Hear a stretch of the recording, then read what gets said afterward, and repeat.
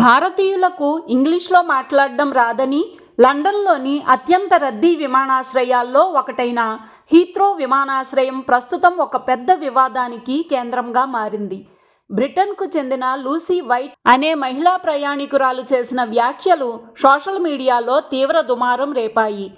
Heathrow విమానాశ్రయంలో పనిచేసే సిబ్బందిలో ఎక్కువ మంది భారత్, ఆసియా దేశాలకు చెందిన వారు ఉన్నారని, వారు ఇంగ్లీష్లో మాట్లాడడం లేదని, ఇంగ్లీష్లో మాట్లాడాలని కోరితే వారు తనపై జాత్యహంకారం అనే ముద్ర వేసేందుకు ప్రయత్నించారన్నారు. ఇలా ఇంగ్లీష్ రాని వారిని ఎయిర్పోర్ట్లో పనిలో పెట్టుకుంటే వారి వల్ల పర్యాటకులు ఇబ్బంది పడతారంటూ ఆమె మండిపడ్డారు. ఇలాంటి వారిని దేశం నుంచి బహిష్కరించాలి అని ఆమె వ్యాఖ్యానించారు. ఇది కాస్త సోషల్ మీడియాలో వైరల్ కావడంతో ఆమె వ్యాఖ్యలపై నెటిజన్లు తీవ్రంగా స్పందిస్తున్నారు. లూసీ వైట్ చేసిన ఈ వ్యాఖ్యలపై నెటిజన్లు తీవ్రంగా మండిపడుతున్నారు.